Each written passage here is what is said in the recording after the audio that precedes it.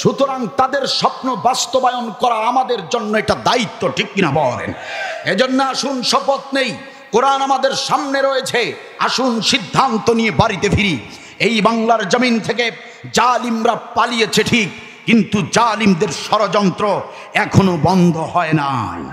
এজন্য আমাদেরকে সিদ্ধান্ত নিতে হবে।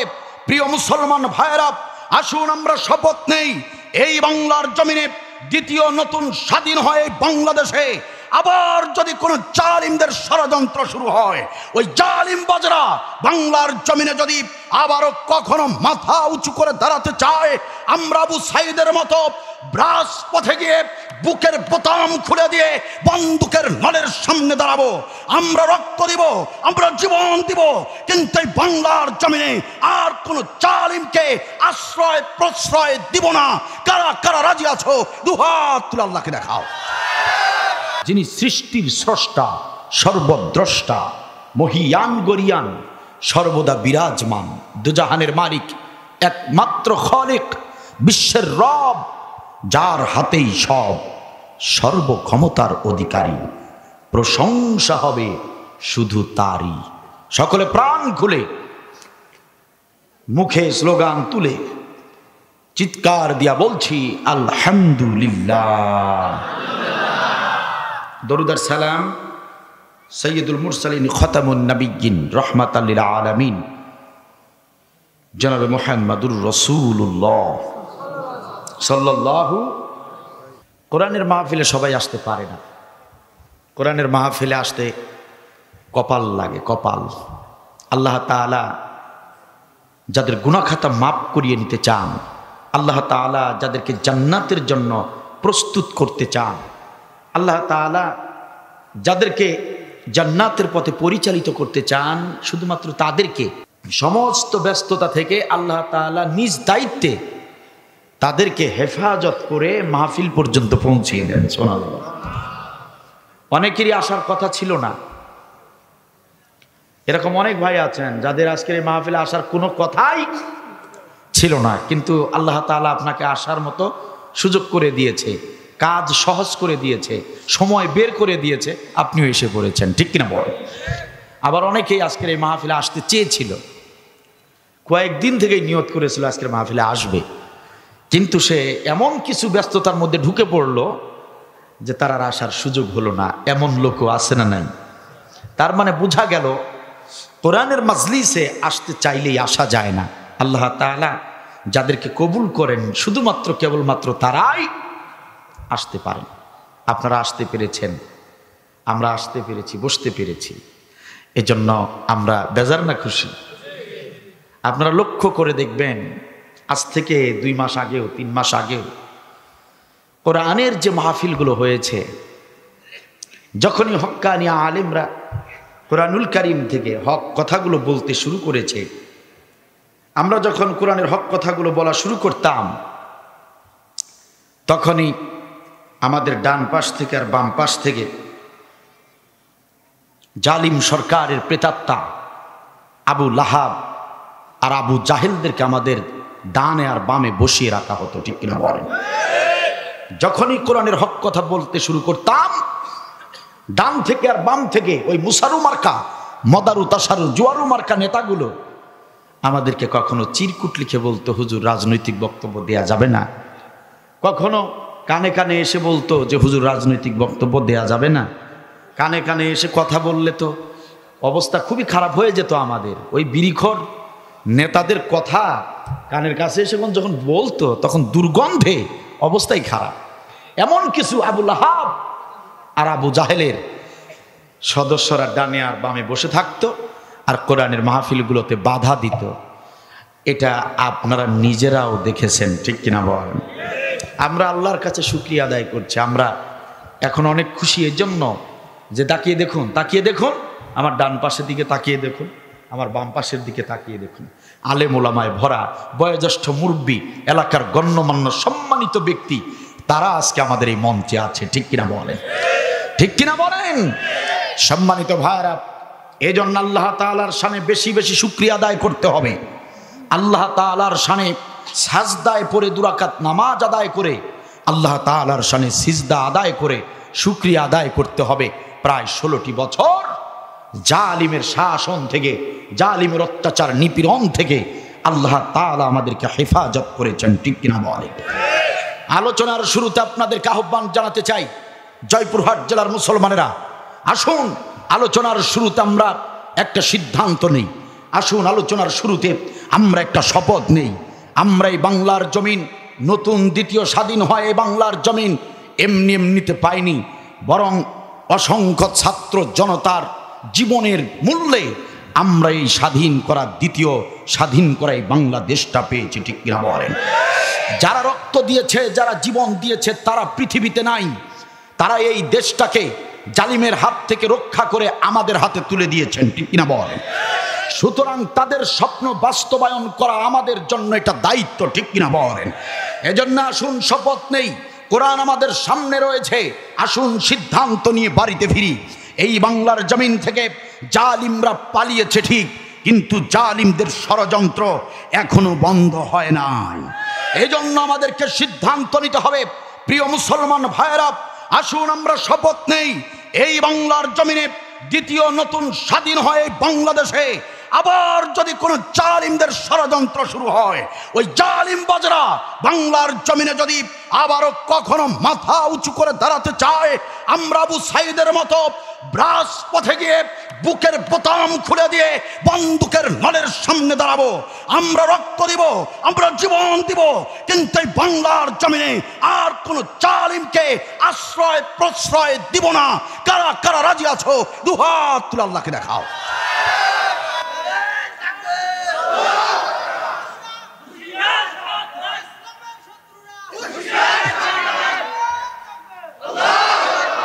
মাশাআল্লাহ, জাযাকাল্লাহ, আল্লাহ কবুল করুন, বলেন আমিন। সম্মানিত ভাইয়েরা আমার,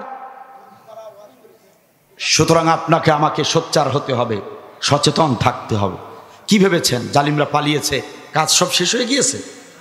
না, দেশপ্রেমিকদের কাজ সবেমাত্র শুরু হয়েছে, ঠিক কিনা বলেন? সম্মানিত ভাইয়েরা আমার, একান্ত আপনজনেরা, আমি সাধারণত কোরআনের মাহফিলগুলোতে ভূমিকা ছাড়াই কথা বলি। ইনশাআল্লাহ তাআলা আজকেও ভূমিকা ছাড়াই সরাসরি আল্লাহ রাব্বুল আলামিনের ভাষায় নাজিলকৃত কোরআনুল কারীমের নির্দিষ্ট আয়াত থেকে আপনাদের সামনে জাতির করণীয় পালনীয় কিছু মৌলিক আমল সম্পর্কে আলোচনা করব। আল্লাহ তাআলা তৌফিক দান করুন, বলেন না আমিন। আমি কোরআনুল কারীমের 114টি সূরার ভেতর থেকে অতীব গুরুত্বপূর্ণ, বিশেষ মর্যাদাপূর্ণ অন্যতম একটি সূরা, 32 নম্বর সূরা, সূরা আস-সাজদা। 114টি সূরার ভেতর থেকে কয় নম্বর সূরা? 32 নম্বর সূরা, সূরা আস-সাজদা। 114টি সূরার ভেতর থেকে কয় নম্বর সূরা? না না বলছেন না কেন? কয় নম্বর সূরা? প্রত্যেককেই বলতে হবে। কয় নম্বর সূরা? 32 নম্বর সূরা। সূরার নাম সূরা আস-সাজদা। নাজিল হয়েছে মক্কায়। কোথায় নাজিল হয়েছে? এই সূরাটির আমি 24 নম্বর আয়াত তিলাওয়াত করেছি। কয় নম্বর? আয়াত নম্বর 24। 32 নম্বর সূরার 24 নম্বর আয়াত। 32 নম্বর সূরা 24 নম্বর আয়াত আমি আপনাদের সামনে শুরুতেই তিলাওয়াত করেছি। আমি বারবার সূরার নাম আর আয়াতের নাম রিপিট করলাম এই জন্য যে যাতে করে আপনারা কাল সকালবেলা, আজকে রাতে তো সুযোগ হবে না, কাল সকালবেলা যাতে করে যাদের ঘরে তাফসিরি গ্রন্থ রয়েছে, তরজমা কোরআন রয়েছে, যাতে করে আপনারা নিজেরা একবার দেখে নিতে পারেন যে 32 নম্বর সূরার 24 নম্বর আয়াতে রাতে হুজুর যে আলোচনা করলেন সেই আলোচনার সঙ্গে কোরআনের সঙ্গে মিল আছে কি না, এটা কি করতে পারবেন? প্রুফ করতে পারবেন। করার দরকার আছে না নাই? আওয়াজ দিয়ে বলেন না, দরকার আছে না নাই? সম্মানিত ভাইরা, এই সূরার ভিতরে আল্লাহ রাব্বুল আলামিন একটা গুরুত্বপূর্ণ বিষয়, এই সূরাটির 24 নম্বর আয়াতে আল্লাহ তাআলা একটা গুরুত্বপূর্ণ বিষয় তুলে ধরেছেন। আপনারা জেনে খুশি হবেন, সম্ভবত আপনারা এই বিষয়ে আলোচনা এখন পর্যন্ত শোনেন নাই, আমি ইউটিউবে খুঁজে পাই নাই। সম্মানিত ভাইরা, এই আজকের এই 24 নম্বর যে আয়াতটি আপনাদের সামনে তিলাওয়াত করেছি, আল্লাহ তাআলা এই আয়াতের ভিতরে একটা গুরুত্বপূর্ণ চমকপ্রদ বিষয় তুলে ধরেছেন। আলোচনার বিষয় হচ্ছে সৎ ও যোগ্য নেতার 3টি বৈশিষ্ট্য। সুবহানাল্লাহ বলবেন না? সৎ ও যোগ্য নেতার কয়টা বৈশিষ্ট্য? 3টি বৈশিষ্ট্য। এই আয়াতের ভিতরে আল্লাহ বলে দিয়েছেন তোমরা কাদের হাতে রাষ্ট্র ক্ষমতা তুলে দিবে, কাদেরকে তোমরা নেতা বানাতে পারবে, কাদেরকে নেতা বানানো জায়েজ আছে। যে 3টি গুণ দেখতে পারলে তাদেরকে সমর্থন করতে হবে, তাদেরকে নেতা বানাতে হবে, সেই 3টা গুণ এই 24 নম্বর আয়াতের ভিতরে আল্লাহ তাআলা সরাসরি পুরোপুরি বর্ণনা করে দিয়েছেন। চিল্লাবেন আল্লাহু আকবার। এজন্য আমরা যাদেরকে সমর্থন করব, যে নেতাদেরকে সংসদে পাঠাবো, এই 3টা গুণ আগে দেখে নিতে হবে। কথা কার? নির্দেশ কার? তাহলে বলেন, এটা কি গুরুত্বপূর্ণ বিষয় নয়? সম্মানিত ভাইয়েরা, আপনারা কি জানতে চান সেই 3টা কোয়ালিটি কি, 3টা গুণ কি? জানার দরকার আছে না নাই? এগুলো জানতে গেলে কোরআনের কাছে আসতে হবে, কোরআন নিজেদেরকে পড়তে হবে, অর্থ সহ পড়তে হবে, অধ্যয়ন করতে হবে, কোরআনুল কারীম বুঝতে হবে, মানতে হবে। কোরআন পড়া ছাড়া, কোরআন বুঝা ছাড়া, কোরআন মানা ছাড়া এই জাতির কখনোই কোনোদিন উন্নয়ন হবে না, হতে পারে না। ঠিক কিনা বল? সম্মানিত ভাইয়েরা আমার, আপনারা যদি ভুটানের জমিনে যান, ভুটানে যদি ঘুরতে যান, বেড়াতে যান, তাহলে দেখতে পাবেন ভুটানের চারপাশে শুধু পাহাড় আর পাহাড়। সম্মানিত ভাইয়েরা আমার, চীনের জমিনে যদি ঘুরতে যান, চীনের অলিতে গলিতে খুঁজে পাবেন শুধু ইঞ্জিনিয়ার। ব্রাজিলের জমিনে যদি যান, ব্রাজিলের অলিতে গলিতে দেখতে পাবেন ফুটবলার। দুঃখজনক হলেও সত্য, আমার এই বাংলাদেশের অলিতে গলিতে দেখতে পাবেন শুধু চোর আর বাটপার। আল্লাহ রাব্বুল আলামিন বলেন, ও আমার গোলামেরা শোনো, চোর বাটপারের বাংলাদেশটাকে যদি সোনার দেশে রূপান্তরিত করতে চাও, ও আমার গোলামেরা কান খুলে শোনো, চোর বাটপার দুর্নীতিবাজদের এই দেশটাকে, আইয়ামে জাহিলিয়ার যুগকে যারা হারিয়ে ফেলেছে, এমন একটা অন্ধকারাচ্ছন্ন দেশটাকে যদি তোমরা আলোর দিকে নিয়ে যেতে চাও, তোমরা যদি একটা আদর্শ ইনসাফ ভিত্তিক রাষ্ট্র তৈরি করতে চাও, কিতাবুন আনজালনাহু ইলাইকা লিতুখরিজান নাসা মিনাজ জুলুমাতি ইলান নূর। আল্লাহ তাআলা বলেন, এই কোরআনুল কারীম আমি নাজিল করেছি, এই কোরআনুল কারীম অন্ধকার থেকে মানুষদেরকে ধরে ধরে আলোর দিকে নিয়ে যাবে। এই কোরআনুল কারীম মানুষদেরকে সুদ ঘুষ দুর্নীতির সমস্ত পাপাচার কর্ম থেকে মানুষদেরকে ধরে ধরে সৎ পথের দিকে নিয়ে যাবে, ভালো কাজের দিকে নিয়ে যাবে। অজ্ঞতা, মূর্খতা, সমস্ত আইয়ামে জাহিলিয়াতে থেকে এই কোরআনুল কারীম তোমাদেরকে বিজ্ঞানের দিকে নিয়ে যাবে, আলোর দিকে নিয়ে যাবে, প্রযুক্তির দিকে নিয়ে যাবে। তার মানে হলো এই বাংলাদেশটা, যে বাংলাদেশে সুদ ঘুষ দুর্নীতি দিয়ে ভরে গিয়েছে, চাঁদাবাজি দিয়ে ভরে গিয়েছে, এই বাংলাদেশটাকে যদি উন্নয়নশীল একটা আদর্শ রাষ্ট্র বানাতে চান, তাহলে কোরআনুল কারীমের বিকল্প আর কোনো পথ খোলা নাই। কথা আমার নাকি আল্লাহ? কথা আমার নাকি আল্লাহ? এই কোরআনুল কারীমের বিকল্প আর কোনো পথ খোলা নাই। কোরআন পড়তে হবে, বুঝতে হবে, মানতে হবে। শুধু বছরে 2-1টা ওয়াজ মাহফিল শুনলে ভাবছেন আপনার কাজ শেষ, আপনার দায়িত্ব শেষ। আপনি বোকার স্বর্গে বাস করছেন, আপনি বোকার স্বর্গে বাস করছেন। নিজেদেরকে কোরআন পড়তে হবে, বুঝতে হবে। সব ফরজের আগের ফরজ কোরআন জানা, কোরআন মানা। আগে জানা, কোরআনটা বুঝতে হবে, জানতে হবে। আমি যে সূরাটি আপনাদের সামনে যে সূরা থেকে আলোচনা করছি সূরাটির নাম যেন কি?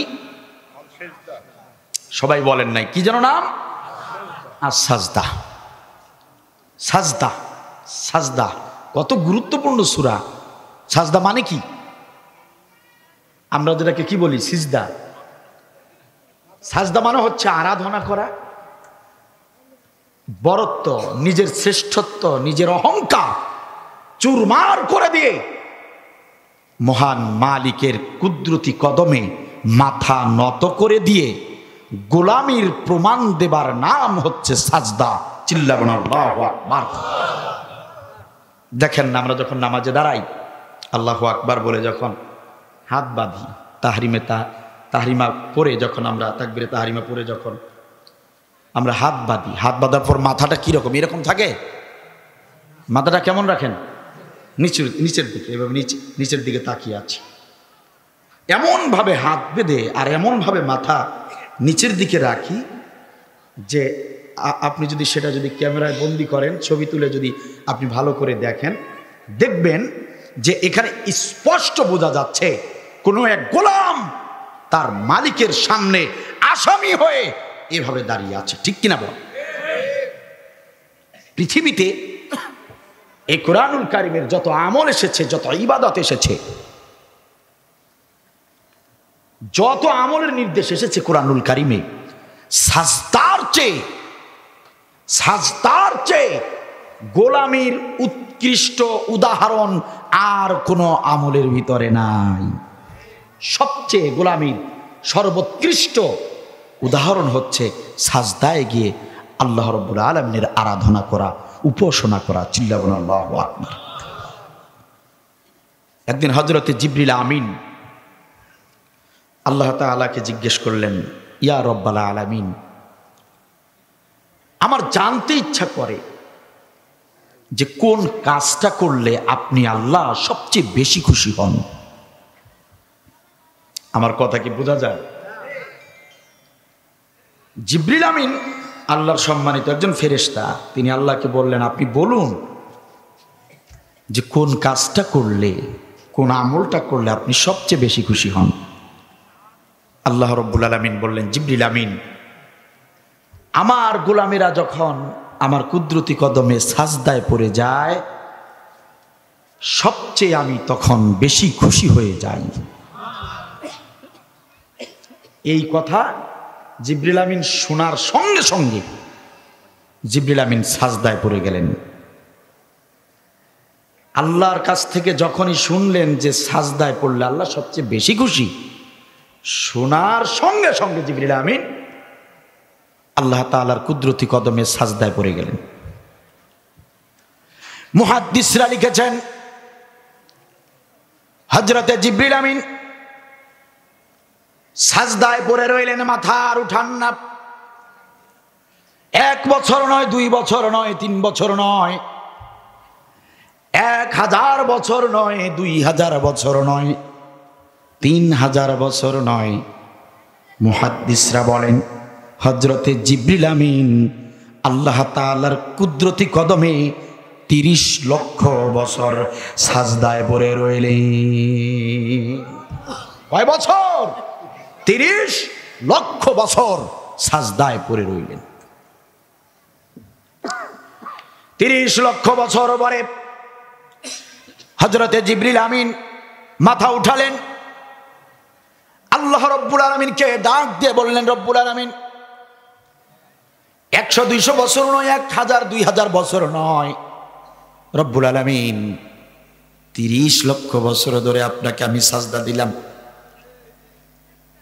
আপনার যত মাখলুক রয়েছে, কোন মাখলুক এরকম লম্বা সাজদা আপনাকে দিতে পারে নাই, কিয়ামত পর্যন্ত কেউ দিতেও পারবে না। আপনার পৃথিবীর মাখলুকেরা এত লম্বা হায়াত তো পাবে না। তার মানে হলো আমি জিবরিল আমিন যত বড় লম্বা সাজদা দিয়েছি, এরকম সাজদা কিয়ামত পর্যন্ত আর কেউ দিতে পারবে না। তাহলে বোঝা গেল আমি জিবরিল আমিন আপনাকে সবচেয়ে বেশি খুশি করেছি, কারণ সাজদায় পড়লে আপনি সবচেয়ে বেশি খুশি হয়ে যান। আর আমি জিবরিল আমিন আপনাকে 30 লক্ষ বছরের একটা সাজদা দিয়েছি। স্পষ্ট বোঝা যায় আপনি আল্লাহ সবচেয়ে আমি জিবরিল আমিনের উপর বেশি খুশি হয়েছে। ঠিক কিনা বলো? তাহলে বোঝা গেল যে জিবরিল আমিন আল্লাহ তাআলাকে সবচেয়ে বেশি খুশি করেছেন, কারণ এত লম্বা সাজদা আর কখনো কেউ দিতে পারে নাই, পারবেও না। ঠিক কিনা বলে? আল্লাহ রাব্বুল আলামিন বললেন, জিবরিল আমিন, জিবরিল আমিন শোনো, তুমি যেটা বলছো সেটা সঠিক নয়, তোমার ধারণা সঠিক নয়। ও জিবরিল আমিন, 30 লক্ষ বছর ধরে আমার কুদরতি কদমে সাজদা করেছো বলে ভেবো না আমি আল্লাহ সবচেয়ে বেশি খুশি হয়েছি। বরং জিবরিল আমিন শোনো, আমার পৃথিবীর গোলামেরা সারাদিন ব্যস্ততার সঙ্গে থাকার পরে বিভিন্ন কাজকর্ম করা অবস্থায় পৃথিবীর জমিনের ওই গোলামেরা যখন মুয়াজ্জিনের কণ্ঠে আজানের ধ্বনি শুনতে পায়, হাইয়া আলাস সালাহ হাইয়া আলাল ফালাহ, মুয়াজ্জিনরা যখন আহ্বান জানায়, আমার যে গোলামেরা হাতের সমস্ত কাজ ফেলে দিয়া শত ব্যস্ততাকে উপেক্ষা করে আমার গোলামেরা যখন মসজিদে ঢুকে যায়, মসজিদে ঢুকে আমার কুদরতি কদমে যখন সাজদায় পড়ে যায়, প্রথম রাকাতের প্রথম সাজদায় গিয়ে জিবরিল আমিন শোনো, প্রথম রাকাতের প্রথম সাজদায় পড়ে আমার ওই গোলাম প্রথমবার একবার যখন তাসবিহ পড়ে, সুবহানা রাব্বিয়াল আলা, একবার তাসবিহ পড়ার সঙ্গে সঙ্গে আমি আল্লাহ রাব্বুল আলামিন যতটা খুশি হয়ে যাই, জিবরিল আমিন 30 লক্ষ বছর সাজদা করেও তুমি আমাকে ততটা খুশি করতে পারো না। সুবহানাল্লাহ, আসতে হবে না জোরে হবে? তোমার 30 লক্ষ বছরের সাজদা আর আমার পৃথিবীর ওই গোলামেরা, যে গোলামেরা সারাদিন কাজ নিয়ে, ব্যবসা নিয়ে, চাকুরি নিয়ে ব্যস্ত থাকে, আজান হয়ে গেলে ওয়াক্ত মতো সলাতে দাঁড়িয়ে যায়, সাজদায় পড়ে, একটা সাজদা দিলেই আমি আল্লাহ যে খুশি হই, তুমি জিবরিল আমিন 30 লক্ষ বছর সাজদায় পড়লেও ততটা খুশি হই না। কথা আমার নাকি আল্লাহ? সাজদার গুরুত্ব আল্লাহ তাআলার কাছে কম না বেশি? কম না বেশি? কেন সবার মুখ খোলা যায় না? কোরআনের মাজলিসে প্রশ্ন করলে সুবহানাল্লাহ, আলহামদুলিল্লাহ, আল্লাহু আকবার, হ্যাঁ না ঠিক বেঠিক বললে কি ইজ্জত চলে যায়? মান সম্মান কমে যায় নাকি? লজ্জা করে, শরম করে? সাজদার গুরুত্ব মর্যাদা আল্লাহর কাছে কম না বেশি? তাহলে কি সিদ্ধান্ত নেওয়া যায় না যে আমরা আজ থেকে আমরা 5 ওয়াক্ত সাজদার নির্দেশ যে আল্লাহ দিয়েছেন, আমরা 5 ওয়াক্তই আল্লাহকে সাজদা করব? করা যায়? করা যায়? নিয়ত করা যায়? আমরা 5 ওয়াক্ত নামাজে সাজদা করব কাকে? পীর সাহেবকে? কোনো মন্ত্রীকে? কোনো প্রেসিডেন্টকে? কোনো মূর্তির সামনে? সাজদা করব কার? আমরা যদি সাজদাকারী হয়ে যাই, এই সাজদাই প্রমাণ করবে আপনি আমি আল্লাহর খাঁটি গোলাম। ঠিক কিনা বলেন? যারা যত বেশি সাজদা করে তারা তত বেশি খাঁটি গোলাম, আর যারা সাজদা করে না তারা ইবলিসের গোলাম। ঠিক কিনা বলেন? সম্মানিত ভাইয়ের আমার, দীর্ঘ 16টি বছর এদেশের জালিমবাজ সরকার তারা সাজদার বিপক্ষে ছিল।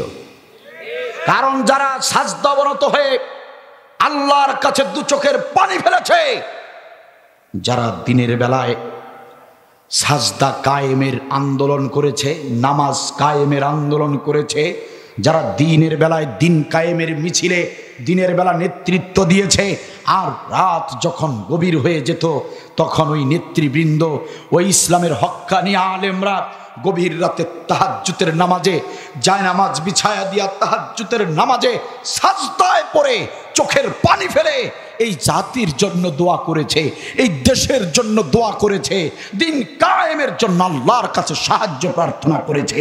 সেই সাজদাকারী নেতাদেরকে এই জালিম সরকার, বিগত দিনের জালিম সরকার, এই সাজদাকারী এই হক্কানি আলেমদেরকে মিথ্যা প্রহসনের রায় দিয়ে এক এক করে হত্যা করেছে। কথা বলেন ঠিক কিনা? জালিমবাজ সরকার শুধু ইসলামী আন্দোলনের হক্কানি আলেমদেরকেই শুধু ফাঁসিতে ঝুলায় নাই, এই জালিমবাজ সরকার যাদেরকেই দেখেছে নামাজ আদায় করতে, যাদের মুখে দাড়ি দেখেছে, যাদের মাথায় টুপি দেখেছে, যাদের মাথায় পাগড়ি দেখেছে, তাদেরকেই জামাত শিবির মনে করে, রাজাকার মনে করে, দেশদ্রোহী মনে করে জঙ্গি মামলা দিয়ে অসংখ্য আলেমদেরকে জেলের ভিতরে বন্দি রেখেছে। কথা বলেন ঠিক কিনা? সম্মানিত ভাইয়ের আমার, একান্ত আপনজনের আমার, এখানেই শেষ নয়। আপনারা জানেন কয়েকদিন আগে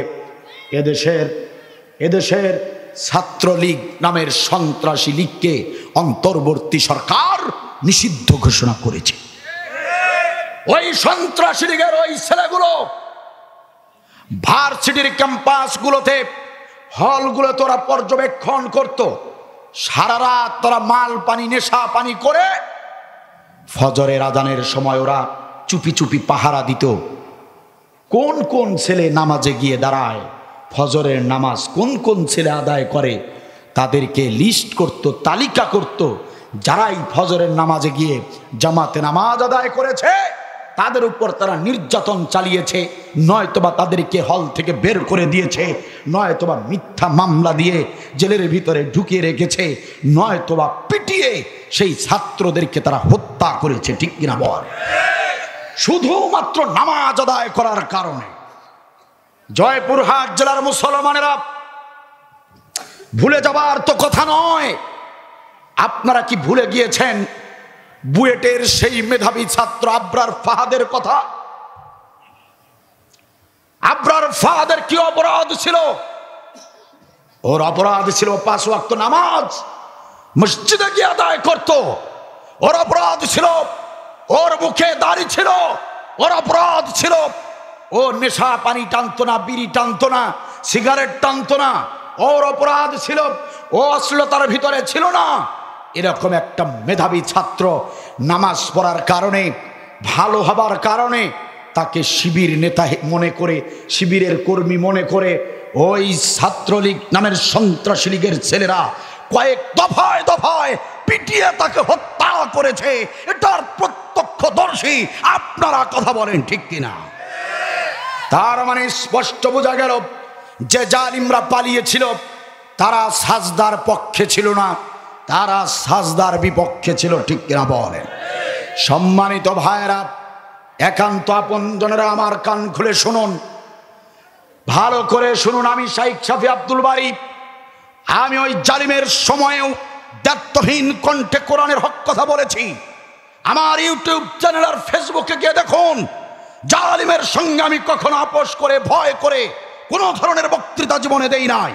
কোরআনের কথা বলার কারণে, ইসলামী আন্দোলন করার কারণে কয়েকবার জেল খেটেছি, কিন্তু এই জালিমদের বিরুদ্ধে কখনো মুখ বন্ধ রাখি না। সম্মানিত ভাইয়ের আমার কান খুলে শুনুন, একান্ত আপনজনের আমার, ওরা সাজদার বিপক্ষে ছিল, সাজদার আন্দোলনের বিপক্ষে ছিল, সাজদা আদায়কারী এদেশের জনগণের বিপক্ষে ছিল। ওরা এদেশের জনগণের হৃদয়ের স্পন্দন, কলিজার টুকরা, শুধু এদেশের নয়, সারা বিশ্বের জমিনের তৌহিদি মুসলিমের হৃদয়ের স্পন্দন, কলিজার টুকরা আল্লামা সাইদি রহমাতুল্লাহি আলাইহিকে তারা নাটকীয়তার মাধ্যমে মেডিকেলে নিয়ে গিয়ে ইনজেকশন পুশ করে হত্যা করেছে। কথা বলেন ঠিক কিনা? সম্মানিত ভাইয়েরা, আহ্বান জানাই, আসুন এই দেশটাকে সুন্দর করে আমরা গড়তে চাই।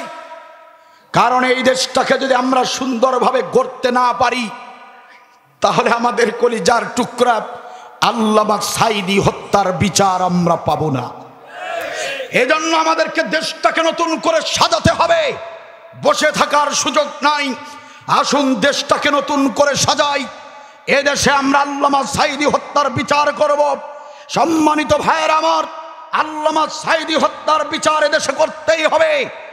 যে সুমন ব্যারিস্টার গ্রেপ্তার হয়েছে সাঈদীর হত্যা মামলায় জড়িত, ওই সুমন ব্যারিস্টার যেন কিছুতেই জামিন না পায়, এ ব্যাপারে সবাইকে সজাগ থাকতে হবে।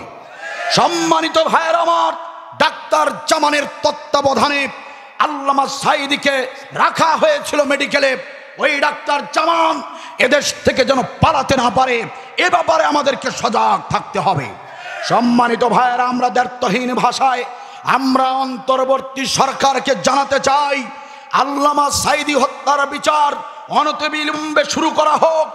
আল্লামা সাঈদী হত্যার বিচার না হওয়া পর্যন্ত আমরা মুসলমানেরা রাজপথ থেকে সরে গিয়ে বাড়িতে ঘুমাবো না। আল্লামা সাঈদীর বিচার না হওয়া পর্যন্ত আমরা রাজপথে থাকবো।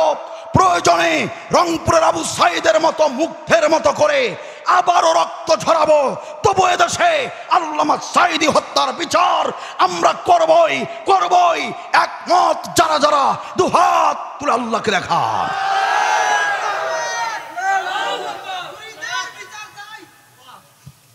মাশাআল্লাহ মাশাআল্লাহ, জাযাকাল্লাহ, আল্লাহ কবুল করুন। আপনারা সাজদার পক্ষে না বিপক্ষে? সূরার নাম সাজদা, কত গুরুত্বপূর্ণ সূরা। সূরার নাম সাজদা। খারাপ লাগছে আপনাদের? কষ্ট হচ্ছে? 30 মিনিট কথা বলবো, আর খারাপ লাগবে নাকি? সম্মানিত ভাইয়েরা আমার, সুতরাং আমরা সাজদার পক্ষে। আমরা সাজদা করেই আমাদের জীবন কাটিয়ে দিতে চাই। আমরা চাই আমরা সাজদা অবনত অবস্থায় যেন আমাদের মৃত্যু হয়ে যায়, ঠিক কিনা বলেন? কারণ সাজদার গুরুত্ব আর মর্যাদা আল্লাহর কাছে কম না বেশি?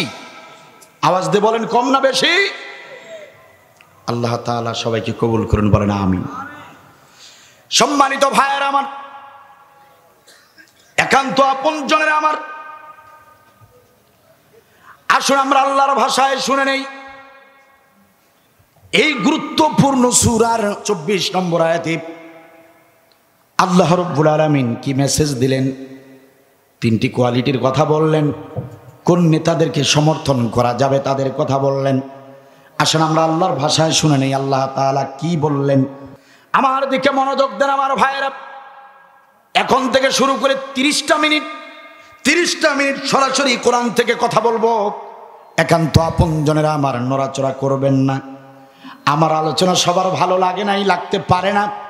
আমার আলোচনা সবার ভালো লাগবে না, কারণ আমার আলোচনা মধু দিয়ে মিশানো কোনো আলোচনা নয়। আমার আলোচনায় গান নাই, ফান নাই। আমার আলোচনায় নাচানাচি নাই। আমার আলোচনায় লাফালাফি নাই। যারা ঈমানদার আমার আলোচনা শুনলে তাদের ঈমান পরিপূর্ণ হয়ে যাবে। আর যারা মুনাফিক তাদের সহ্য হবে না, তারা এই মঞ্চ থেকে, মাহফিলের প্যান্ডেল থেকে উঠে যেতে বাধ্য হবে।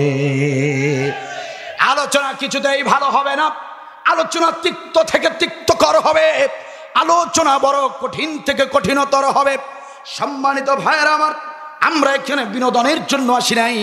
আমরা এসেছি আল্লাহ তাআলার দেওয়া মেসেজগুলো ভালো করে জানতে, আল্লাহ তাআলার দিক নির্দেশনা কথাগুলো আমরা শুনে বুঝে যাতে আমল করতে পারি, এই কারণে এসেছি, ঠিক কিনা বলেন? তাহলে মনোযোগ দিয়ে শুনেন আমার ভাইয়েরা। আল্লাহ রাব্বুল আলামিন 24 নম্বর আয়াতে কি বললেন? ওয়াজআলনা মিনহুম আইম্মাতান ইয়াহদুনা বিআমরিনা।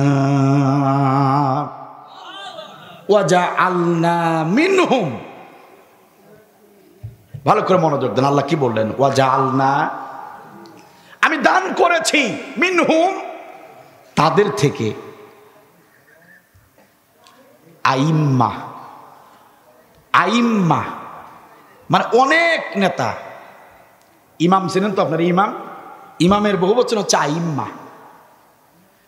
আল্লাহ বলতেছেন, আমি তোমাদের পৃথিবীর মানুষদের থেকে আমি অনেককেই রাষ্ট্রনায়ক বানিয়েছিলাম। সুবহানাল্লাহ বল। আমি আল্লাহ তাআলা পৃথিবীর তোমাদের ভেতর থেকে অনেককেই যোগ্য রাষ্ট্রনায়ক বানিয়েছিলাম, নেতা বানিয়েছিলাম। কথা কার? আমার কথা কি বুঝতেছেন আপনারা? আল্লাহ বলতেছেন আমি অনেককেই রাষ্ট্র ক্ষমতা দান করেছিলাম। যেমন হজরতে দাউদ আলাইহিস সালাম, তিনি প্রেসিডেন্ট ছিলেন, ঠিক কিনা বলেন? হজরতে সুলাইমান আলাইহিস সালাতু ওয়াস সালাম, তিনিও প্রেসিডেন্ট ছিলেন। কথা বলেন না কেন? রাষ্ট্র ক্ষমতা কে দান করেছিলেন? আল্লাহ। হজরতে মূসা আলাইহিস সালাম, হজরতে ইউসুফ আলাইহিস সালাম, হজরতে ইব্রাহিম আলাইহিস সালাম, হজরতে বিশ্বনবী মুহাম্মাদুর রাসূলুল্লাহ সাল্লাল্লাহু আলাইহি ওয়াসাল্লাম, তিনিও মদিনার রাষ্ট্রপতি ছিলেন। হজরতে আবু বকর, হজরতে ওমর, হজরতে উসমান, হজরতে আলী, ইনারা সবাই সৎ ও যোগ্য রাষ্ট্রনায়ক ছিলেন, ঠিক কিনা বলেন? আল্লাহ তাআলা বলতেছেন, গোলামেরা শোনো। কি কোনো সমস্যা? এত ডিস্টার্ব কেন আপনাদের? এত গোলযোগ কেন বলেন তো দেখি? খারাপ লাগছে আপনাদের? আল্লাহ তাআলা বলতেছেন যে এরকম ইউসুফের মতো, মুসার মতো, সুলাইমানের মতো, দাউদের মতো এই লোকগুলোকে আমি আল্লাহ রাষ্ট্র ক্ষমতা দান করেছিলাম। সুবহানাল্লাহ বলে। তোমরা জেনে রাখো, আমি যে লোকগুলোকে রাষ্ট্র ক্ষমতা দিয়েছিলাম, এই যে সুলাইমান নবী, ইউসুফ নবী, মুহাম্মদ সাল্লাল্লাহু আলাইহি ওয়াসাল্লাম নবী, ইনাদেরকে আমি আল্লাহ যে রাষ্ট্র ক্ষমতা দিয়েছিলাম, যাদেরকে নেতা বানিয়েছিলাম, তাদের ছিল 3টা গুণ। চিল্লায় বলেন সুবহানাল্লাহ। কথা কে বলছেন? আল্লাহ বলতেছেন তাদের গুণগুলো শোনো। আমি যাদেরকে নেতা বানিয়েছিলাম তাদের কোয়ালিটি গুলো শোনো। আল্লাহ বলতেছেন 1 নম্বর কোয়ালিটি শোনো, ইয়াহদুনা বি আমরিনা। ইয়াহদুনা বি আমরিনা। ওই সৎ আর যোগ্য নেতাদের 1 নম্বর গুণ ছিল, তারা কর্মীদেরকে, দেশের মানুষদেরকে আল্লাহর বিধানের দিকে ডাকতো। চিল্লায় বলেন সুবহানাল্লাহ। ইয়াহদুনা বি আমরিনা, ইয়াহদুনা বি আমরিনা, আল্লাহর হুকুমের দিকে, আল্লাহর বিধানের দিকে যারা ডাকতো, আমি তাদেরকে রাষ্ট্র ক্ষমতা দান করেছিলাম। চিল্লায় বলেন সুবহানাল্লাহ। তার মানে হলো মুসলমান, সম্মানিত ভাইয়েরা আমার, আল্লাহ রাব্বুল আলামিনের নির্দেশ হলো, ও আমার গোলামেরা শোনো, তোমরা যখন নেতা নির্বাচিত করবে, তোমরা যখন কোনো নেতাকে সংসদে পাঠানোর চেষ্টা করবে, ওই নেতাকে সমর্থন করার আগে, ওই নেতার পিছনে টাকা খরচ করার আগে, ওই নেতার পিছনে সময় নষ্ট করার আগে দেখে নিও তার ভিতরে এই গুণ আছে কিনা। ইয়াহদুনা বি আমরিনা। ওই নেতা তোমাদেরকে আল্লাহর বিধানের দিকে ডাকে কিনা, নেতা তোমাদেরকে আল্লাহর কোরআনের দিকে ডাকে কিনা। যদি আল্লাহর কোরআনের দিকে ডাকে, যদি আল্লাহর বিধানের দিকে ডাকে, আমি আল্লাহর হুকুমের দিকে তোমাদেরকে যদি ডাকে, তাহলে বুঝে নিও ওই নেতা হচ্ছে আমি আল্লাহর পছন্দের নেতা। ওই নেতাই হলো সৎ এবং যোগ্য নেতা। ওই নেতাকে যদি সমর্থন দিয়া সংসদে পাঠাতে পারো, তাহলে তোমরা নাগরিক যারা, সাধারণ জনগণ যারা, রাত ভর নাক ডেকে ঘুমাবে, কিন্তু তোমাদের নেতারা রাত জেগে থাকবে, রাত জেগে জেগে তোমাদের জানমালের নিরাপত্তা দিবে। চিল্লায় বলেন সুবহানাল্লাহ। কথা কার? ইয়াহদুনা বিআমরিনা। আগে দেখতে হবে আমি যে নেতাকে সমর্থন করব, ভোট দেব, যে নেতাকে সংসদে পাঠাবো, যে নেতার পিছনে ওয়ার্ক করব, কাজ করব, ওই নেতা কি মানুষদেরকে আল্লাহর বিধানের দিকে ডাকে, নাকি ওই নেতা সুদ ঘুষ চাঁদাবাজি দুর্নীতি নিয়ে থাকে। এটা আপনাকে আমাকে অবশ্যই বাছাই করতে হবে। নির্দেশ কার? আওয়াজ দিয়ে বলে নির্দেশ কার? সম্মানিত ভাইয়ের আমার, একান্ত আপনজনের আমার, যদি সৎ আর যোগ্য নেতা বাছাই করতে পারেন, আল্লাহর নির্দেশ মতো যদি যোগ্য নেতাকে যদি সমর্থন করতে পারেন, তাহলে আপনার দেশটা, আপনার সমাজটা মিনি জান্নাতে পরিণত হয়ে যাবে। কারণ সৎ আর যোগ্য নেতারা কখনোই জনসাধারণকে কোনো বিষয়ে কষ্ট দিবে না, কোনো বিষয়ে জুলুম করবে না। সবার আগে তারা জনগণের হক আদায় করে, ঠিক কিনা বলেন? হযরতে ওমর অর্ধ জাহানের খলিফা, হযরতে ওমর প্রতি রাতে ঘরে এসে বিবিকে ডাক দিয়ে বলতো, বিবি আমার খাবার যদি থাকে খাবার দাও। হযরতে ওমরের বিবি খাবার এনে দিত। হযরতে ওমর রাদিয়াল্লাহু তাআলা আনহু খাবার খেয়ে বিবিকে ডাক দিয়ে বলতো, প্রাণের বিবি আমার তরবারিটা এনে দাও, আমি একটু বাহিরে যাব। বিবি বলতো, ও প্রাণের স্বামী হযরতে ওমর, আপনার বয়স হয়ে গিয়েছে, একটু বিশ্রামের প্রয়োজন আছে, আপনি এক্ষুনি আবার প্রতিদিনের ন্যায় আজও আপনি বেরিয়ে যাচ্ছেন, এটা করলে তো আপনার শরীর খারাপ হয়ে যাবে, আপনি বিশ্রাম নিন। হযরতে ওমর ডাকতে বলে, প্রাণের বিবি রে, ও আমার প্রাণের বিবি, আমি শুধু তোমার একার নই, আমি হযরতে ওমর অর্ধ জাহানের মানুষের প্রতিনিধি। ও হযরতে, ও আমার স্ত্রী, আমার বিবি, আমি হযরতে ওমর শুধু তোমার নই, আমি জনগণের। সুতরাং আমাকে শুয়ে থাকলে চলবে না, আমাকে বিশ্রাম নিলে চলবে না, তরবারিটা দাও, আমি আগে দেশের জনগণের জানমালের নিরাপত্তার পাহারা দেব। আমি আগে সব কিছু ঠিক আছে কিনা দেখব, আগে জনগণের হক আদায় করব, তারপর স্ত্রীর হক আদায় করব। তাছাড়া আমি হযরতে ওমর এভাবে ঘুমিয়ে পড়তে পারি না। চিল্লায় বলেন সুবহানাল্লাহ। নেতা কারে বলে? আপনি আমরা ঘুমাবো, নেতা ঘুমাতে পারবে না। আমি যদি ঘুমিয়ে যাই, আর যদি কোনো মার্কেটে যদি দোকান চুরি হয়, কারো বাড়িতে যদি ছিনতাই হয়, অন্ধকার রাতে কোনো মেয়েকে যদি কোনো দুর্বৃত্তকারীরা ধর্ষণ করে, এটার দায়ভার তো আমাকেই নিতে হবে হাসরের ময়দানে। আমি প্রেসিডেন্ট, আল্লাহর সামনে জবাব দিতে পারবো না, জাহান্নামে যেতে হবে। এই ভয়ে নেতা রাতে ঘুমাবে না। নেতা কি করবে? আগে তো মোবাইল ফোন ছিল না, এখন মোবাইল ফোন আছে। এখন ওমরের মতো, ওমরের উত্তরসূরি নেতা যারা, তারা কি করবে? সারা রাত মোবাইল ফোনে সারা রাত যোগাযোগ করবে। র্যাব বাহিনী, পুলিশ বাহিনী, বিজিবি বাহিনী, প্রত্যেকটা সেক্টরে সেক্টরে দায়িত্বশীলদেরকে ফোন দিয়ে বলবে, তোমরা ভালো করে দায়িত্ব বন্টন করে দাও, সব জায়গায় খোঁজ খবর লাগাও, সবাই দায়িত্ব পালন করছে কিনা, এর জন্য আলাদা কমিটি গঠন করে তদন্ত করো, সব জায়গায় যেন দায়িত্ব পালন হয়, রাতের বেলা কোনো ধরনের কোনো দুর্ঘটনা যাতে না হয়। এইরকম সারাটা রাত জানমালের নিরাপত্তার ব্যাপারে দিক নির্দেশনামূলক কাজ আর কথা বলতেই নেতাদের রাত চলে যাবে। নেতারা রাতে ঘুমাতে পারবে না, আর সে দেশের জনগণ শান্তিতে সারা রাত ঘুমাবে। আমার আল্লাহ বলেন, আমার গোলামেরা, নেতা যদি সঠিক নেতা নির্বাচিত করতে পারো, তাহলে নেতার ঘুম হারাম আর তোমরা পাবা আরাম। চিল্লা বলছো। আর যদি নেতা যদি উল্টা হয়, আপনার বাড়িতে ছিনতাই হবে, মেয়ে ধর্ষণ হবে, মোবাইল মার্কেট চুরি হবে, নেতার এগুলো খবরই নাই।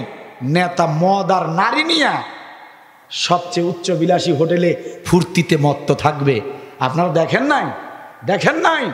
সকালবেলা যখন মিটিংয়ে আমাদের দেশের ওই জালিমের মন্ত্রীরা সাংবাদিকদের সামনে যখন এসেছে, এক একটার চোখ ফুটবলের মতো লাল টকটকে চোখ, হ্যাবরা ঢ্যাবরা মুখ নিয়ে কথাই বলতে পারে না।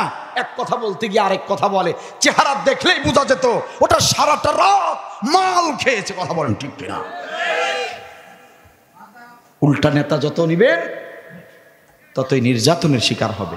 এজন্য আল্লাহ বলেন, দেখো, 1 নম্বর কোয়ালিটি হলো যে নেতাকে তুমি সমর্থন করবা, 1 নম্বর কোয়ালিটি হলো দেখতে হবে ওই নেতা মানুষদেরকে আল্লাহর হুকুমের দিকে, বিধানের দিকে ডাকে কিনা। ঠিক কিনা বল? সম্মানিত ভাইয়ের আমার, হযরতে ওমরের মতো নেতা বানান। হযরতে ওমর এমন একজন নেতা ছিলেন, এমন তাকওয়াবান নেতা ছিলেন। হযরতে হুযায়ফা রাদিয়াল্লাহু তাআলা আনহু বিশ্ব নবীর একজন গোয়েন্দা সাহাবী ছিলেন।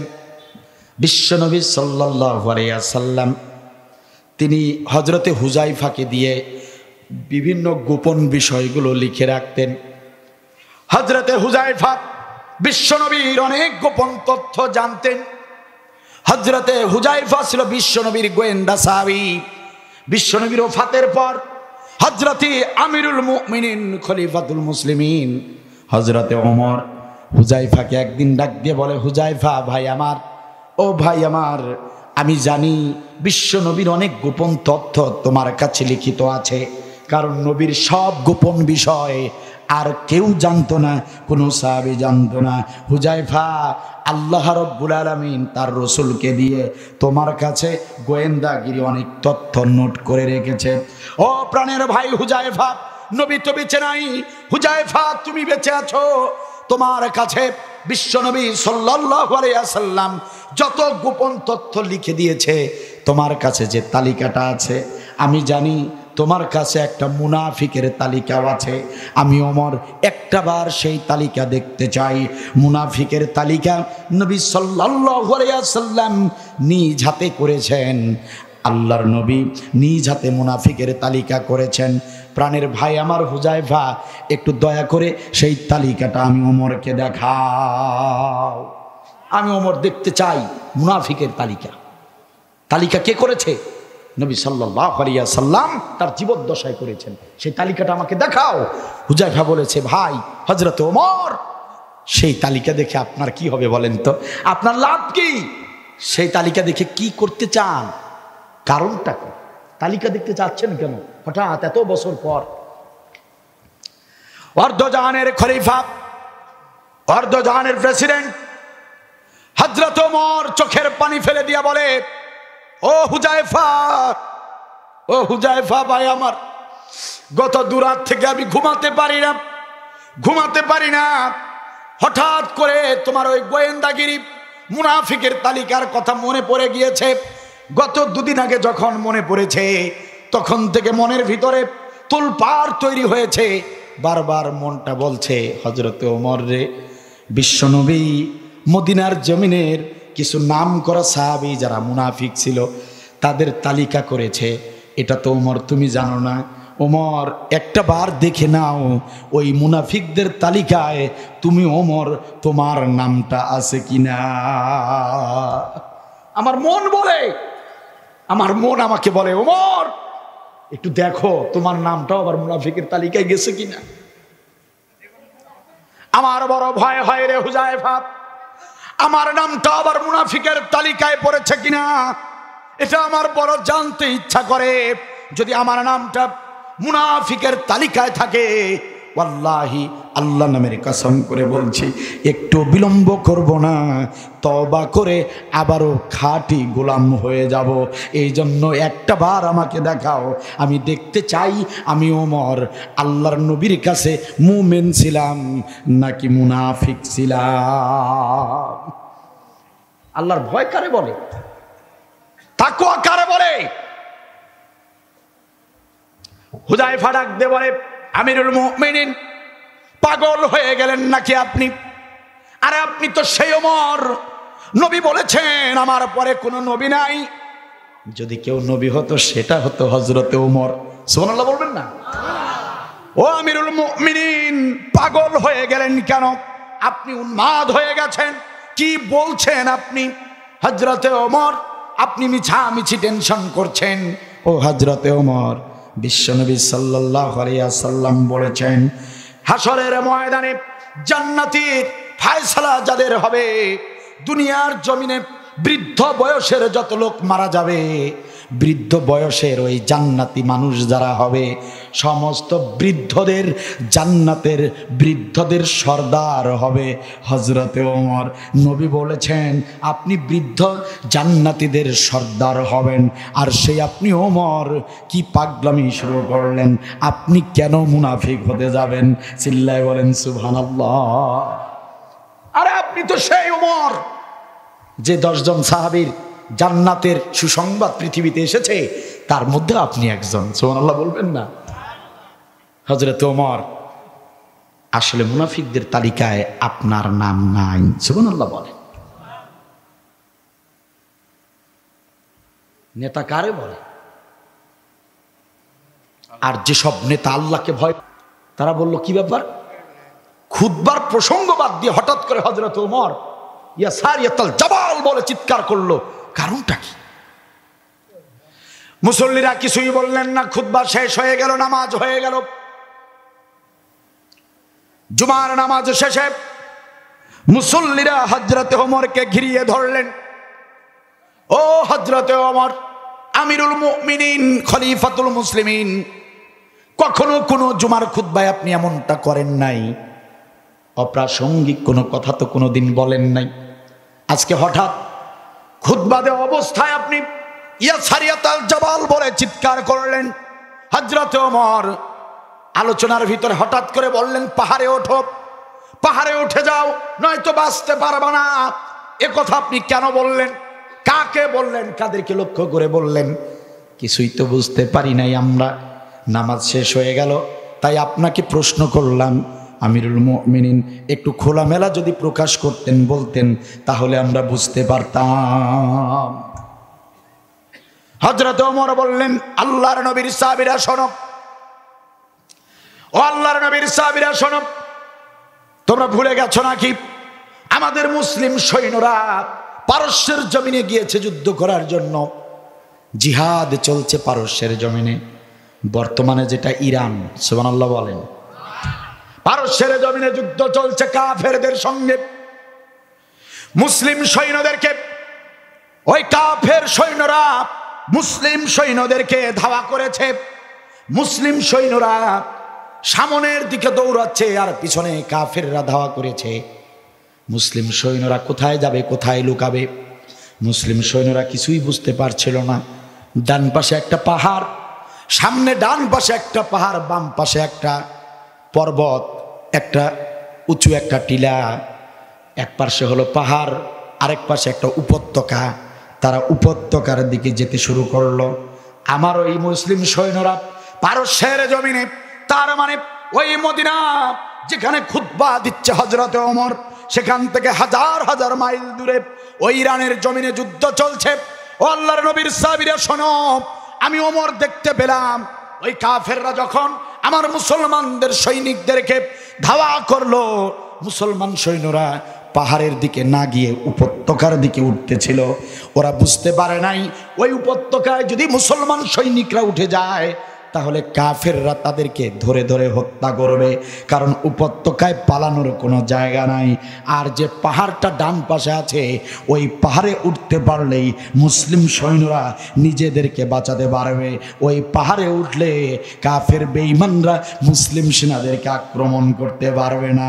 এজন্য আমি হযরতে ওমর আল্লাহ রাব্বুল আলামিনের সাহায্যে এই দৃশ্য দেখে আমি ওই খুতবা চলাকালীন অবস্থায় যখন আমি বুঝতে পারলাম আমার সৈনিকরা উপত্যকার দিকে যাচ্ছে, উপত্যকার দিকে গেলে বাঁচতে পারবে না, তাই আমি তাদেরকে এখান থেকে নির্দেশনা দিলাম, ইয়া সারিয়াতাল জাবাল, ওই পাহাড়ের দিকে উঠে যাও। সাহাবীরা সবাই অবাক হয়ে গেলেন, সবাই আল্লাহর শুকরিয়া আদায় করলেন। আল্লাহর নবীর দুইজন সাহাবী মোটেও এই কথা বিশ্বাস করলেন না। সুবহানাল্লাহ বলবেন না? কিছু আছে না মুমিনদের ভিতরে, কিছু লোক আছে না সন্দেহভাজন লোক, কিছু বেশি আছে না সন্দেহপ্রবণ। দুজন সাহাবী যুক্তি করলো, বুদ্ধি করলো, হযরত ওমরের কথা সত্য না মিথ্যা আমরা দুজন প্রমাণ করব। কেমনে? যে ওই মুসলিম সৈনিকরা যেদিন মদিনায় আসবে, যারা যুদ্ধ করতেছে, ওই ইরান থেকে যখন ওই সেনারা এই মদিনায় আসবে, মদিনায় সবার সাথে দেখা করার আগে আমরা দুজন মদিনার প্রবেশদ্বারে গিয়ে দাঁড়িয়ে থাকব। সবার আগে আমরা দুজন ওই মুসলিম সেনাদের সঙ্গে দেখা করব, আর ওই সৈনিকদেরকে জিজ্ঞাসা করব, হযরত ওমর অমুক দিন অমুক জায়গায় জুমার নামাজ থেকে এরকম নির্দেশনা দিয়েছিল, তারা সত্যিকারের অর্থে তারা শুনেছিল কিনা আমরা জিজ্ঞাসা করব। হযরত ওমরের মদিনার এই গর্জন ওই পারস্য থেকে তারা শুনতে পেরেছিল কিনা। যদি তারা বলে হ্যাঁ, তাহলে বিশ্বাস করব হযরত ওমরকে আল্লাহ তাআলা আধ্যাত্মিক ক্ষমতা দিয়েছেন। চিৎকার দিয়ে বলেন সুবহানাল্লাহ। সম্মানিত ভাইরা, যুদ্ধ শেষ হয়ে গেল।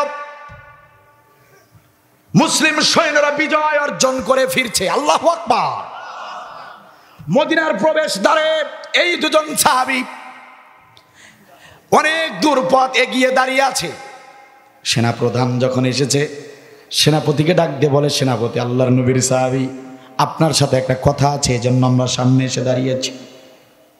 ও সেনাপতি, ও সেনাপতি, হযরতে ওমর জুমার নামাজ চলাকালীন অবস্থায় খুতবার সময় ইয়া সারিয়াতাল জাবাল বলে চিৎকার করেছে, তোমরা কি সেটা শুনেছিলে? সেনাপতি ডাক দিয়ে বলে, তোমরাও শুনেছিলে নাকি? যে হ্যাঁ, আমরা তো নামাজে ছিলাম, নামাজের মসজিদে বসেছিলাম, খুতবার মধ্যে বলেছে। ডাক দিয়ে বলেন, আল্লাহর নবীর সাহাবীরা, আল্লাহর নবীর সাহাবীরা, আল্লাহ নামের সত্তার কসম করে বলছি, সেদিন যদি হযরতে ওমর ইয়া সারিয়াতাল জাবাল বলে চিৎকার না করত, তার এই নির্দেশনা যদি আমরা শুনতে না পেতাম, তাহলে আমরা এই বিজয় নিয়ে মদিনায় ফিরতে পারতাম না। হযরত ওমর যদি সেদিন আমাদেরকে এই নির্দেশনা না দিত, আমরা উপত্যকায় উঠতাম, আর উপত্যকায় উঠলে আমাদেরকে কতল করে তারা বিজয় অর্জন করে ফেলতো। আজকে যে বিজয় ছিনিয়ে এনেছি, এটা কখনো সম্ভব হতো না। সুবহানাল্লাহ। আধ্যাত্মিক যোগ্যতা, ক্ষমতা, শক্তি কে দিয়েছেন? আওয়াজ দিয়ে বলেন, কে দিয়েছেন? যখন কোনো ব্যক্তি ইলম, আমল আর তাকওয়া এক হয়ে যায়, আল্লাহ রাব্বুল আলামিন তাকে আধ্যাত্মিক কিছু ক্ষমতা দিয়ে দেন। চিল্লায় বলেন সুবহানাল্লাহ। আরে আমাদের দেশে একজন ছিলেন, আধ্যাত্মিক শক্তির অধিকারী একজন ছিলেন আমাদের দেশে, তাকে ওই জালিম বাজরা হত্যা করেছে। আল্লামা সাঈদী রাহমাতুল্লাহ আলাইহির কথা বলছি। তিনি একজন আধ্যাত্মিক শক্তির একজন নেতা ছিলেন। তার বক্তব্যগুলো শুনে দেখুন, অল্প কিছুদিন আগের বক্তব্য এখন হারে হারে একদম মিলে যাচ্ছে। কথা বলেন ঠিক কিনা? সে বলেছিল, কথা আজ আমাকে বলতেই হবে, আর কখনো কথা বলতে পারবো কিনা সেটা বলতে পারছি না, সেটা জানি না। সত্যি তিনি আর কথা বলতে পারলেন না। তিনি বলছিলেন, বাংলার ভাগ্যাকাশে উত্তর গগনে কালো মেঘ জমেছে। এই হাসিনা সরকার, জালিম সরকারের কালো মেঘ 16টা বছর আমাদেরকে জেকে বসেছিল, ঠিক কিনা বলে? তিনি বলেছিলেন, বেশি লাফায়ও না, 12 কোটির মুসলমান গাছের গোড়ায় একটা ঝাঁকি দিব, হিন্দুস্তান মামুর বাড়ি পালাইতে গিয়া তাল পাবা না। বলছিল মিলে গেল। তিনি বলেছিলেন, এমন একটা সময় আসবে, এমন ইঁদুরের গর্ত খুঁজে পাবা না। তিনি যা যা বলেছিলেন, অল্প কিছুদিন আগের কথাগুলো সবগুলো মিলে যাচ্ছে। স্পষ্ট প্রমাণ হয় আল্লাহ রাব্বুল আলামিন তাকে ইলম, আমল আর তাকওয়ার বদৌলতে কিছু আধ্যাত্মিক ক্ষমতা দান করেছে।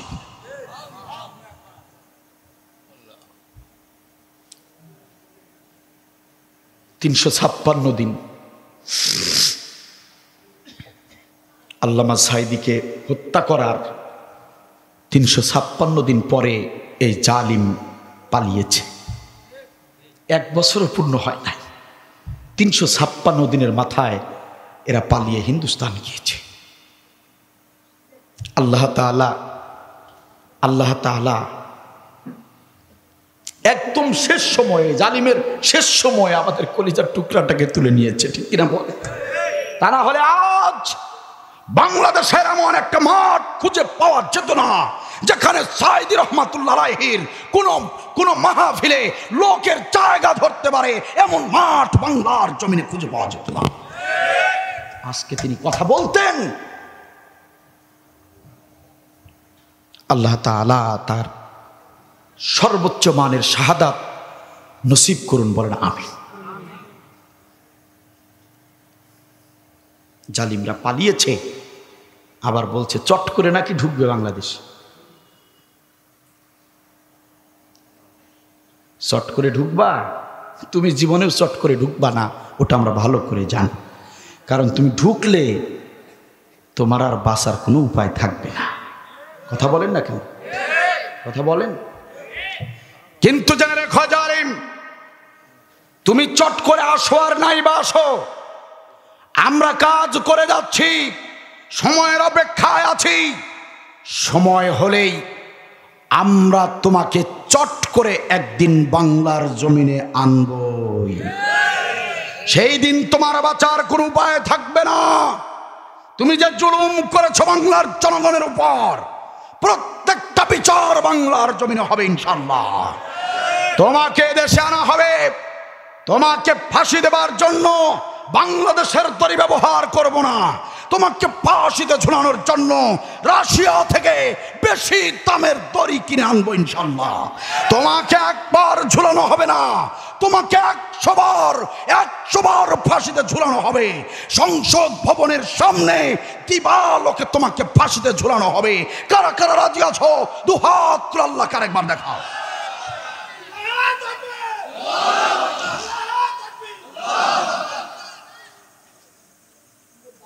বিচার হবে ইনশাআল্লাহ। বিচার চান? তাহলে দেশটাকে কোরআনের দেশ বানাতে হবে, তাহলেই সুবিচার এদেশে সম্ভব। ঠিক কিনা বল? হাসিনা পালায় না, বলে নাই? বলে নাই? হাই রে চাপাবাজি। কাউয়া কাদেরেরও খোঁজ নাই, শামীম ওসমানের খোঁজ, সব পলাতক। ওরা ছাত্র মেরে চেয়েছিল থাকতে ক্ষমতায়, ওরা আলেম মেরে চেয়েছিল থাকতে ক্ষমতায়, থাকিতে পারে নাই। আলেমরা পালায় না, জালেম পালায়। আলেমরা তো পালায় না, জালেম পালায়। ঠিক কিনা বলেন? আমার দেশের জনগণ 5 আগস্টে হয়ে গেল জালিমের পতন। আমার দেশের জনগণ 5 আগস্টে হয়ে গেল জালিমের পতন।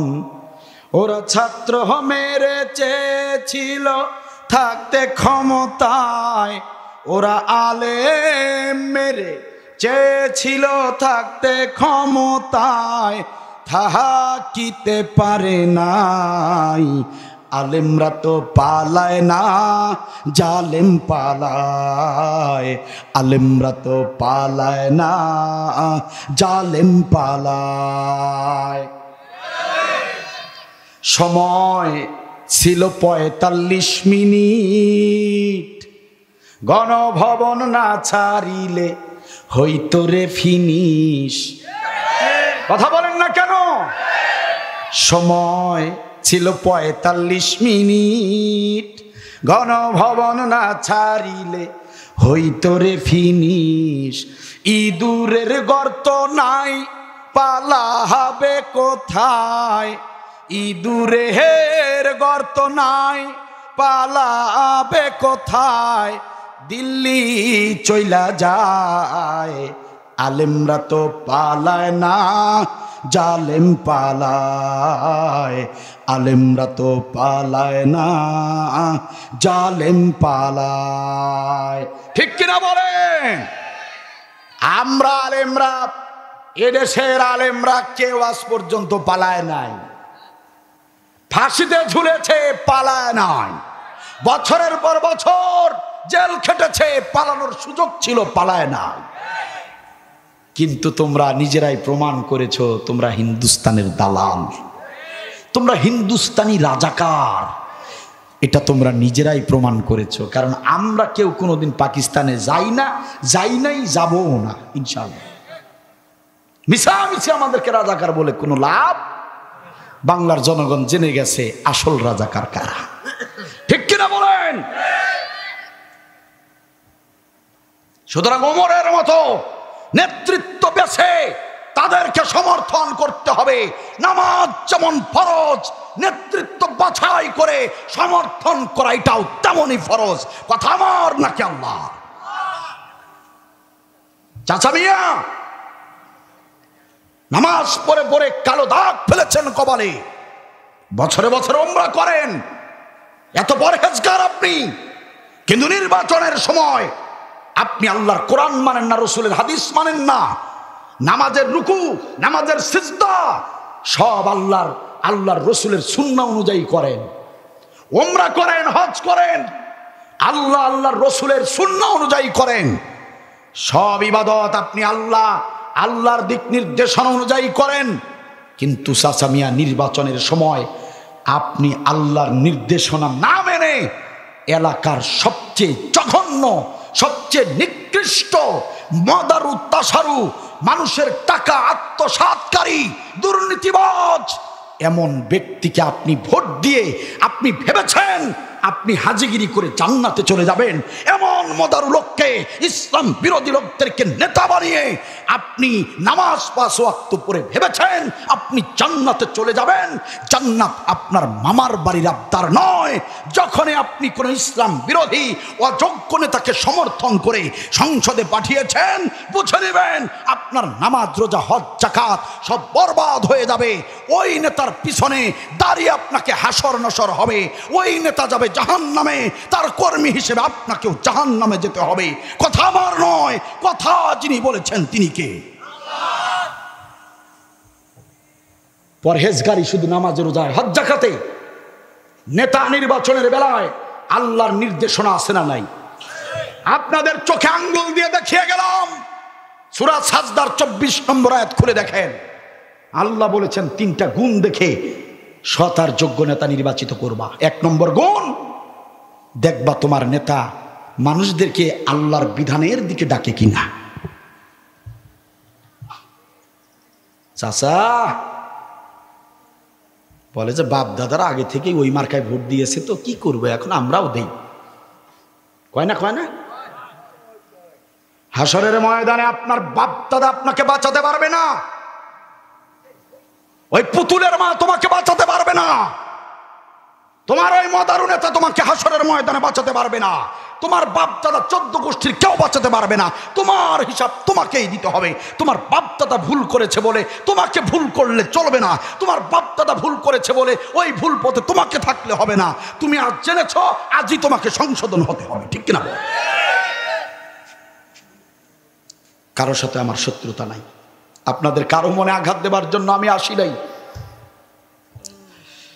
আমার শুধু দায়িত্ব হচ্ছে কোরআনের হক কথা আপনাদের সামনে তুলে ধরা, আপনাদের কান পর্যন্ত পৌঁছে দেয়া আমার দায়িত্ব। আমি আপনাদের কাজ বলে যাচ্ছি। এ কথাগুলো সবাই বলে না, বলবে না। বিশ্বাস করেন, আজকে রাতের বেলা ঘুমানোর আগে চোখ বন্ধ করে ভেবে দেখুন কোন নেতার পিছনে এতদিন ছুটেছে। ইসলামী নেতার পিছনে? আলহামদুলিল্লাহ, তাহলে ওই নেতার পিছ ছাড়বেন না। যে নেতা দিন কায়েমের কথা বলে, কোরআনের কথা বলে, আপনার নামাজের খবর নেয়, আপনার বাবার খেদমত আপনি করেন কিনা, আপনার মায়ের খেদমত করেন কিনা, এই খবর যে নেতা নেয়, কোরআন হাদিস তিলাওয়াত হয় কিনা প্রতিদিন, এই খবর যে নেতা আপনার নেয়, ওই নেতার পিছ ছাড়বেন না। ওই নেতার সঙ্গে আপনার কাল হাসর নসর হবে। চোখ বন্ধ করে ভাববেন আজ রাতে মাহফিল শোনার পর ঘুমানোর আগে বাতিটা নিভাই দিয়া চোখ বন্ধ করে ভাববেন এই যাবত এই জীবনে কোন নেতার পিছনে আপনি ঘুরেছেন।